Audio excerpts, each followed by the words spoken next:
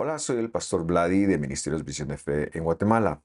Hemos recibido el encargo de hacer un desarrollo del Evangelio, es decir, de los libros del Nuevo Testamento, en su cosmovisión judía del primer siglo, tal y como lo pensaron los escritores, especialmente Pablo, Juan y los que hemos estudiado. En ese sentido, hemos ya hecho algunos desarrollos como Gálatas, Hebreos, Apocalipsis, y ahora estamos haciendo Romanos. Espero que esto le permita crecer en su entendimiento de la escritura y su conexión con el Testamento de los Antiguos.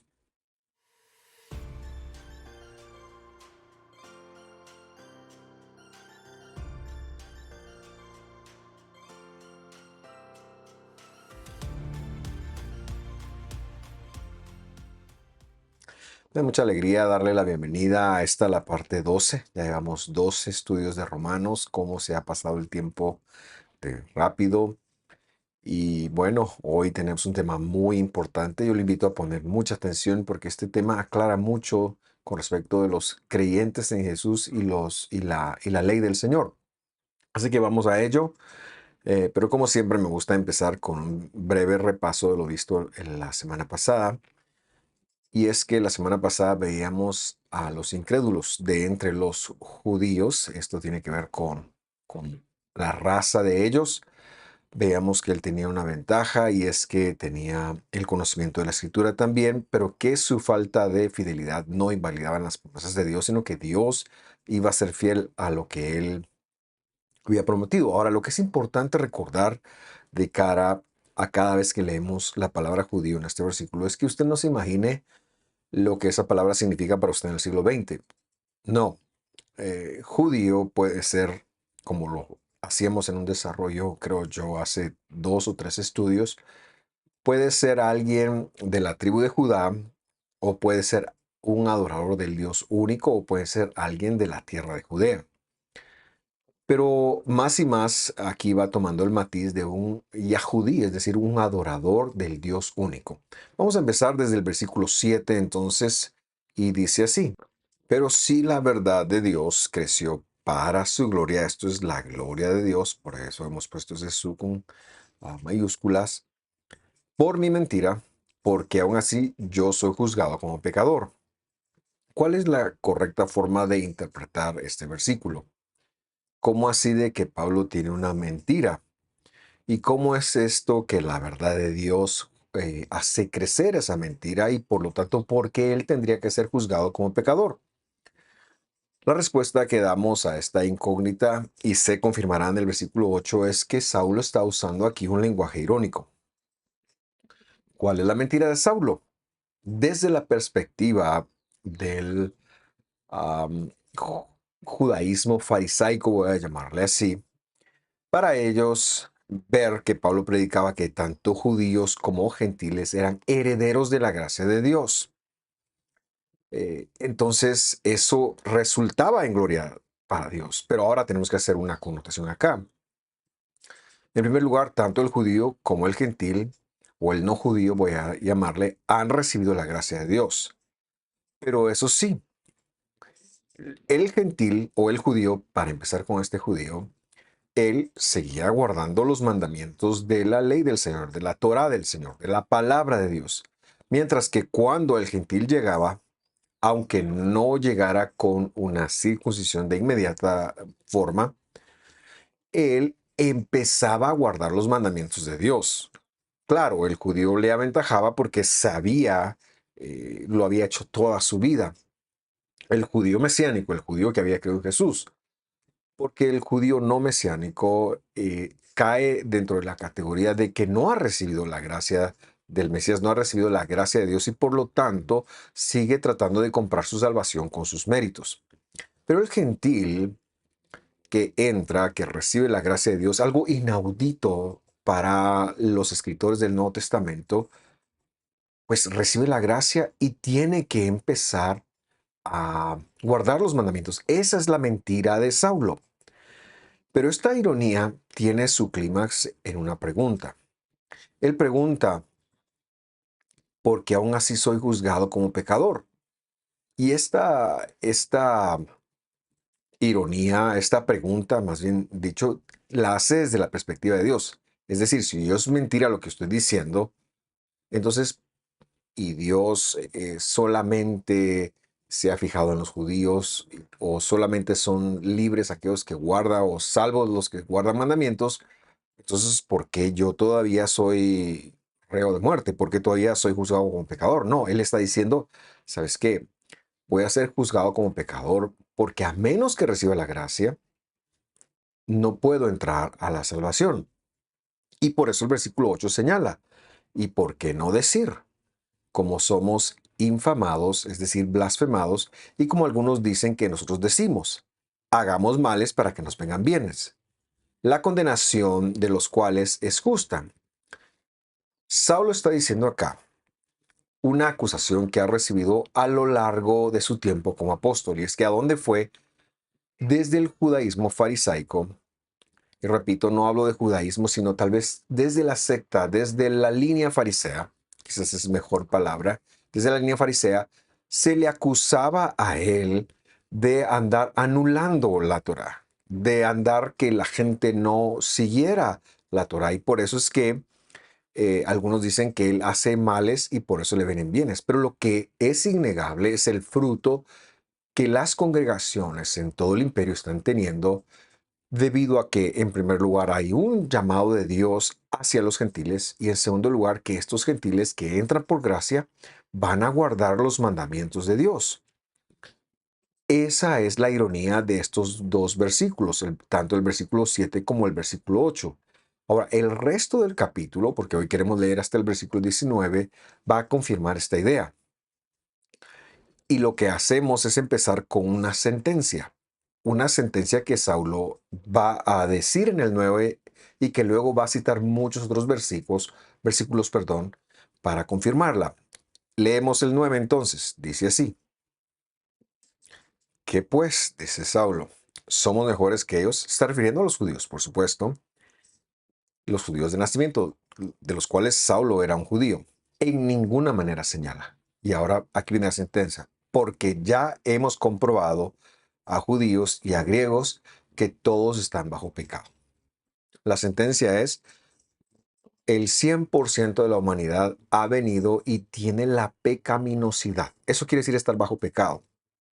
Desde el momento en que uno nace, quizás uno no es practicante del pecado porque eso lo hará en la medida que tome conciencia, pero el ser humano nace bajo la pecaminosidad y quizás hay que diferenciar esto. La pecaminosidad es la naturaleza, es la condición del ser humano desde su concepción, desde el momento que es concebido, porque somos herederos de Adán y Eva, quienes al pecar convirtieron nuestro cuerpo en un cuerpo mortal, corruptible. Por lo tanto, no importaba si usted era griego, si usted era judío, todos estamos bajo la pecaminosidad, es decir, el 100% de la humanidad. En ese sentido, el judío, aunque proclame que no, necesita un salvador. El gentil, aunque no lo vea necesario, necesita un salvador. Nosotros no hemos sido salvos por genética alguna, ni por nuestras obras, ni por las obras de alguien. Dios nos salva y nos da el poder sobre el pecado en nuestro ser, aunque la pecaminosidad será algo, por eso hablábamos de hacer una diferencia entre la pecaminosidad, que es la inclinación al pecado, y el pecado para actuar lo que el creyente que recibe Espíritu Santo por haber recibido a Jesús tiene poder para derrotar el pecado. El punto al que volvemos es que toda la humanidad, sin excepción alguna, todos están bajo pecado. A todos nos domina el pecado. ¿Y cuál es la evidencia de esto? La evidencia es que todos nacemos y todos morimos. Nuestros cuerpos son corruptibles. La muerte no era la intención original de Dios, pero el hecho de que muramos es algo que hemos aceptado desde siempre. Pero al preguntarnos por qué, hemos de entender de que estamos destituidos de la gloria de Dios, pero su don, su regalo ha venido a sacarnos de esa destitución. Eso lo veremos más adelante en este capítulo. Ahora, Saulo va entonces ahora, vale la redundancia, perdón por ser tan redundante, él va a tejer algunos versículos para desarrollar y confirmar la sentencia que está mencionando en el versículo 9. Es decir, en el versículo 9, él está dando una sentencia. Todos, judíos y gentiles, el 100% de la humanidad están bajo pecado. Y él va a establecer una línea de varios versículos. De hecho, va a ver usted cuántos son que se encuentran en la escritura. Ahora, la forma como quiero enfocarlo con ustedes es que lo vamos a leer todo en Romanos y luego vamos a citar cada porción que Saulo cita en este tejido que él está haciendo. Pero yo quiero que note algo. En todos los versos que veremos, no mencionará ningún libro del Pentateuco. ¿Por qué es importante esto? Por lo que luego leeremos en el versículo 19, que es a donde pretendemos llegar el día de hoy. Entonces, muy importante porque si nosotros tenemos esto claro, cuando leamos el versículo 19, vamos a saber cuál es la correcta interpretación de ese versículo. Vamos a leer a Romanos entonces. Dice así, Romanos 3:10. ¿Cómo está escrito? Lo que quiero que notes es que Saulo va entonces a traer la escritura porque él la conoce como ningún otro escritor del Evangelio. Dice, como está escrito, no hay justo ni aun uno. Es decir, nadie es justo. Todos, algunos hemos sido justificados. Verso 11, no hay quien entienda, no hay quien busque a Dios. Todos se apartaron, a una fueron hechos inútiles. No hay quien haga lo bueno, no hay ni aun uno. Verso 13. Sepulcro abierto es su garganta, con sus lenguas tratan engañosamente. Veneno de áspides están debajo de sus labios. Verso 14. Cuya boca está llena de maledicencia y de amargura. Verso 15. Sus pies son ligeros para derramar sangre. Verso 16. Quebrantamiento y desventura hay en sus ojos. Y verso 17, y camino de paz no conocieron, para terminar con el versículo 18, en donde dice, no hay temor de Dios delante de sus ojos.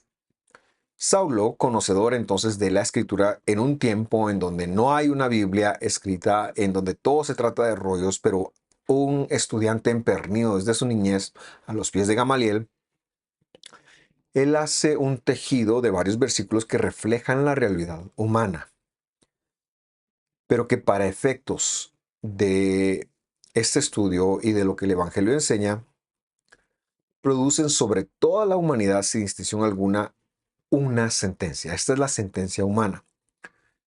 Ahora, vamos a leer los versículos originales en el orden que él los cita. El primero está en el Salmo capítulo 14, versículo 11.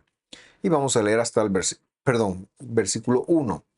Y vamos a leer hasta el versículo 3. Dice así, dijo el loco, el Nabal, insensato, también le coloqué yo ahí, en su corazón, no hay Dios. Se corrompieron, hicieron obras abominables, no hay hacedor de bien. Verso 2, el Señor asomó desde los cielos sobre los hijos, es decir, herederos de los hombres, para ver si había algún entendido, es decir, alguien que conectara, un inteligente, que buscara a Dios. Verso 3, pero todos se desviaron, se apartaron juntamente, se han corrompido, no hay hacedor de bien, no hay ni siquiera uno. ¿Cómo es de importante entender la escritura? Porque muchas veces se nos dice, ¿sabe qué? Busque a Dios. Pero la verdad es que no es que busquemos a Dios, es que Dios promueve el camino, Dios hace un llamado para que nosotros lo busquemos a Él. Eso es lo que este versículo o este salmo está enseñando. Vamos a leer un salmo con denuncias y sentencias similares. Capítulo 53 del Salmo, versículo 2. Dios desde los cielos asomó sobre los hijos de Adán. ¿Quiénes son los hijos de Adán? Todos los nacidos de mujer. Para, por ver si hay algún entendido, otra vez inteligente, que busque a Dios. Cada uno se había vuelto atrás, todos se habían dañado. No hay hacedor del bien, no hay ni aun uno. Verso 4. ¿No tienen conocimiento todos esos que obran iniquidad, que comen a mi pueblo, que si comieran paz, como si comieran pan, perdón, a Dios no invocan? Lo que Saulo enseña con estos primeros dos menciones es que no hay una sola persona que sea un hacedor del bien. Es decir, cuando alguien hace el bien es porque Dios le está impulsando a hacerlo, es porque Dios lo está desafiando a hacerlo. Y Dios hace eso para los propósitos de Dios. Esto es en función de Dios, esto es en función de la salvación, pero ninguno de nosotros somos buenos, somos intrínsecamente buenos o podemos hacer el bien si Dios no estuviera vinculado a esta operación. Aquí en la tierra estamos todos sin la revelación de Dios. Esto es, por supuesto, antes de conocer al Mesías. Y no importa si sea de 3 meses, si sea de 6 meses, si sea un vientre, porque algunas personas se confunden y dicen, ay, este es un angelito que vino del cielo. No, la prueba de que es pecador y que va a fallar y que no será nunca un hacedor de bien por sí mismo es que mueren. Por lo tanto, nosotros nos corrompemos y esta es una referencia a la muerte. Muchas veces ni siquiera somos conscientes entonces cuando obramos iniquidad. ¿Y qué es actuar en iniquidad? Esto es ir en contra de los planes diagonal, la ley del Señor, la Torah del Señor. Eso es obrar iniquidad. Hoy en día la iniquidad es muy cristiana.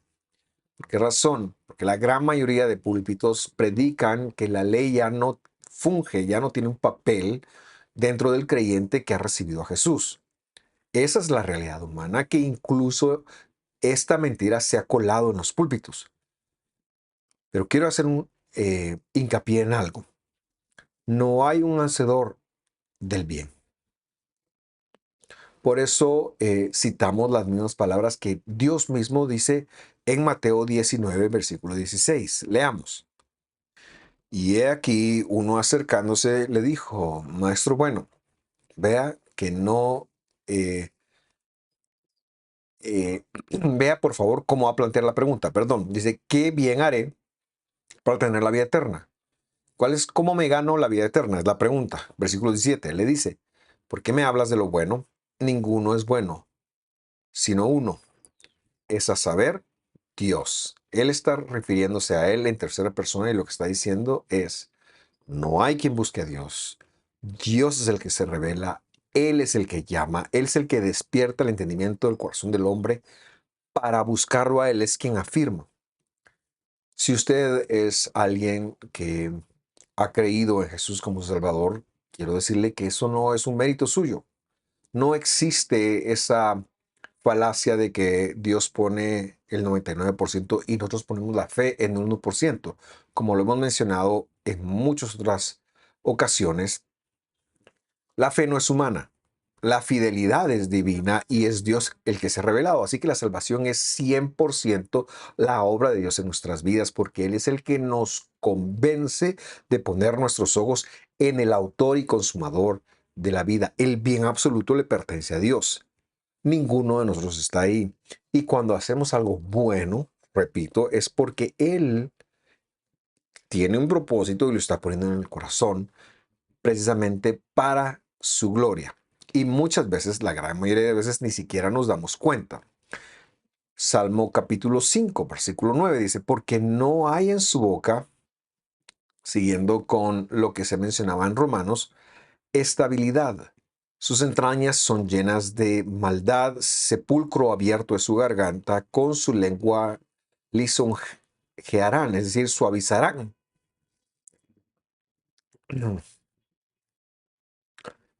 Lo que sale de la boca humana, como lo enseñó Dios, es lo que está adentro. Es más, evidencia lo que está dentro, en la mente. Por eso él señala aquí que las entrañas, perdón, están llenas de maldad. Y esto en sí mismo no es un eufemismo, sino que es como que si estuviera, de hecho este versículo así lo pone, como que el hombre está lleno de lo que se desecha en el intestino grueso, y eso es de lo que eh, llena sus entrañas. Por eso su garganta es como un sepulcro abierto, es decir, como la muerte. Eh, porque desean la muerte de todos o moldean con sus palabras la verdad. Y claro, creo yo, no voy a mencionarlo tan así, no voy a pretender que todo el tiempo querramos la muerte de todos. No, no, no. Pero algunas veces sí que hemos deseado la muerte de más de alguno en medio de un momento de ira. Versículo Salmo 140, versículo 3, siguiendo con el tejido paulino de Romanos. Afilan su lengua como la serpiente, dice. Veneno y calor de víbora hay debajo de sus labios. Versículo 4. Guárdame, oh Señor, de manos del impío, del varón de violencia me guarde, que han pensado en trastornar mis pasos. La denuncia ahora es a cómo nosotros nos expresamos de otros, pero luego el verso dice algo que es muy importante. Guárdanos de manos del impío. Y cuando leemos estas manos, es decir, las manos tienen que ver con las acciones, pero cuando leemos la palabra impío, es la palabra ra'a, tendemos a pensar en cualquiera que no seamos nosotros, sobre todo si hemos conocido a Jesús. Ahora, déjeme decirle que aquel impío somos cada uno de nosotros sin el conocimiento de Dios. Es que si Dios no obra en nosotros, todos somos impíos. El impío, como lo ha dicho Saulo en el versículo 9 de Romanos, somos el 100% de los humanos. Esa es nuestra condición. Y en ese sentido, que Dios nos guarde de, de las acciones de los impíos. Cuánta maldad no vemos en el mundo de gente que podría hacer el bien, pero no lo hace, porque la naturaleza humana no lo es. Vamos ahora a ver Isaías 59:7. Dice, sus pies corren al mal y se apresuran para derramar sangre inocente. Sus pensamientos de iniquidad. Yo le puse aquí lo que la iniquidad quiere decir, anti-Torah. Destrucción y quebrantamiento son sus caminos, sus sendas, las sendas humanas son destrucción y quebrantamiento. Proverbios 1:16. Porque sus pies correrán al mal e irán presurosos, a derramar sangre.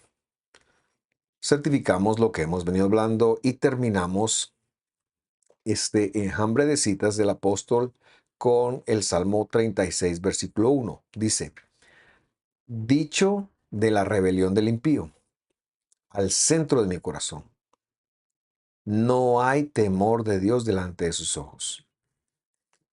O sea, el impío a su corazón le dice continuamente, no hay Dios, no hay temor de Dios delante de sus ojos. ¿Qué quiere decir eso? Se lo voy a plantear así. Muchas veces nosotros tomamos decisiones sin consultar a Dios, porque pensamos que no necesitamos consultar a Dios, porque pensamos que no necesitamos tomar en cuenta la palabra de Dios, porque se nos sale el apellido, porque somos carentes del temor de Dios, que es la necesidad de filtrar cada acción a la palabra de Dios. Y en ese sentido, nos rebelamos contra Dios. No puedo hacer tanto énfasis en que el impío aquí es el humano, cualquier humano sin Dios. Y esa es la sentencia que Pablo está haciendo.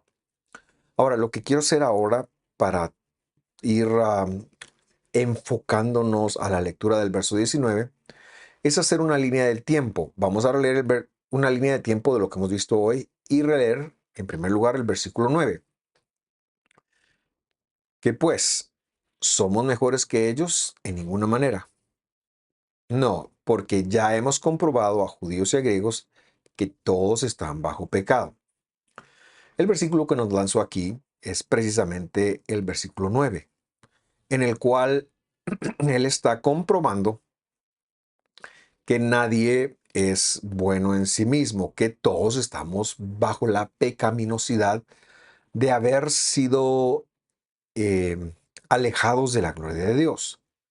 Y luego de esta sentencia, él la comprueba, voy a llamarle así, la sustenta con los versículos del 10 al 18, en donde cita el Salmo 14, el Salmo 53, el Salmo 5, el Salmo 140, Isaías 59, Proverbios 1 y el Salmo 36. Y entonces, después de decir, todos estamos bajo pecado, esta es la prueba porque la Escritura lo dice y en sí no hay ningún libro del Pentateuco acá. Ahora llega a una conclusión del versículo 19 y esa es la que yo quiero leer con usted. Lo que haremos será leer dos versiones. En primer lugar, vamos a leer la Biblia del Jubileo porque se me hizo, comprobando la preposición que se usa, se me hizo la más correcta. Y luego vamos a leer la Nueva Biblia de las Américas, la cual por alguna razón pone la proposición incorrecta, pero es la que más sentido le da a la lectura cristiana. Es que el cristianismo piensa como la Nueva Biblia de las Américas. Pero lo correcto, lo que el texto está diciendo es cómo se expresa la Biblia del Jubileo. Vamos a ello entonces. 3:19, Biblia del Jubileo. Pero sabemos que todo lo que la o esta también se puede interpretar, de hecho, para ayudarnos la traducción debemos de interpretarlo esta ley dice a los que están en o adentro, es otra palabra, forma de traducir esta preposición que es la misma, en griego. Adentro de esta ley lo dice, para que toda boca se tape y que todo el mundo se sujete a Dios. Esto necesitamos explicarlo, pero antes de ello veamos cómo lo traduce la Biblia de las Américas. 3:19 nuevamente. Ahora bien, sabemos que cuanto dice la ley, ¿cuál es la ley? Nosotros estamos acostumbrados, mientras más estudiamos dentro del mundo cristiano, a interpretar la ley como los primeros 5 libros de Moisés. Ahora bien, sabemos cuanto dice la ley, lo dice a los que están bajo la ley, para que toda boca se calle y todo el mundo sea hecho responsable delante de Dios. Esta es la regla que la mayoría de los cristianos sigue. Como que aquí se estuviera refiriendo únicamente a los que están bajo la ley. Pero por eso fuimos muy enfáticos para señalar varias cosas. En primer lugar, judíos y griegos o judíos y gentiles, todos estamos bajo pecado. En segundo lugar, vemos que la palabra ley aquí se refiere no a la ley del Señor, porque no se mencionó, sino se refiere a las sentencias que Saulo trae a colación que están en los libros que hemos leído. Sería un horror decir que lo que dice la ley lo dicen a los que están bajo la ley, porque entonces excluiríamos a la mayoría de personas, pero esto es imposible, ya que todos estamos bajo pecados. Podríamos pensar que esto sería solo para los judíos. Pablo no está diciendo eso, es una perversión del texto que es muy atroz y que es mucho como se lo lee dentro del cristianismo a Pablo, pero no es lo que Pablo está diciendo. Pablo no está diciendo que esto es a los que están bajo la ley, para que toda boca se calle. Por eso cito yo la Biblia del Jubileo, y es que nosotros tenemos una pasión por ir al original, el idioma original, y leerlo desde ahí. Y cuando yo encuentro que la preposición la traduce correctamente la Biblia del Jubileo, entonces con esta Biblia nosotros queremos señalar que este versículo lo tiene correcto, porque muchas veces tampoco la Biblia del Jubileo lo tiene correcto. No estoy diciendo que debemos de leer alguna versión, compare las versiones y mejor si se va al original. Dice entonces la Biblia del Jubileo, pero sabemos que todo lo que esta ley, ¿cuál es la ley a la que se refiere? La que Pablo acaba de citar. Esta ley o la ley es la sentencia. Pablo le llama sentencia acá, y es que el problema es que en griego solo existe una palabra para muchas palabras hebreas. Aquí una Torah, la ley del Señor tiene muchas torot, es decir, tiene muchas instrucciones. Quizás esa sería una forma de leerlo, porque sabemos que todo lo que esta instrucción dice, a los que están adentro de esa instrucción, de esta instrucción, lo dice. ¿Qué quiere decir eso? Quiere decir que le está hablando al conjunto gentil y al conjunto judío, porque somos nosotros dos los que estamos dentro de esa sentencia. ¿Cuál sentencia? De que todo hombre es malo, de que no hay hombre bueno, de que todos necesitamos un Salvador. Y recordará usted cómo empezamos, de que la gracia del Señor había alcanzado a los gentiles, pero que ellos tenían que andar dentro de la ley del Señor. Por lo tanto, se está refiriendo a la sentencia que se pronunció entonces desde el versículo 10 hasta el versículo 18. Los judíos y los gentiles somos los que cabemos ahí. Ambos necesitamos la gracia, pero una vez siendo alcanzados por la gracia, ambos necesitamos la estructura de la palabra de Dios para vivir nuestras vidas dentro de los mandamientos. Saulo, que ha hecho una apología del gentil, que debe vivir dentro de la Torah, dentro de la ley del Señor, ahora no iba a cambiar. Él no está cambiando. Lo que pasa es que esto se lo lee con mucha mala intención. Preguntamos, ¿quiénes caben dentro de la ley del versículo 19? Respondemos, toda la humanidad. Toda la humanidad. Por lo tanto, para que toda boca se tape y que todo el mundo se sujete al único que es bueno, que es Dios, empecemos poniéndonos de acuerdo en algo. Toda la humanidad estamos mal. Estamos bajo el yugo del pecado. Necesitamos un redentor. Necesitamos toda la gracia de Dios. Esto no es por mérito. Esto no es algo que nos vamos a ganar. Esto no es algo que el ser de una raza. Esto no es algo que nacer dentro de un hogar cristiano me va a dar. No, cualquiera que nace dentro de un hogar cristiano debe tener la experiencia del llamado de Jesús, del llamado del Mesías sobre su vida. No puede pensarse que aquel que nace dentro de un hogar cristiano no está eh, o ha nacido fuera del mundo pecador. No, es pecador y necesita la gracia de Dios y necesita la palabra de Dios para dirigir su vida en función de lo que Dios espera que él haga con su vida. Yo quiero dejarlo acá. Podríamos haber seguido un poquito, pero vamos a dejarlo acá para que usted tenga un tiempo para pensarlo. Por supuesto, cualquier pregunta y cualquier inquietud que usted tenga en los comentarios, con mucho gusto la estaremos respondiendo. Que Dios lo bendiga, que esté muy bien. Nos vemos la próxima semana. Hasta pronto.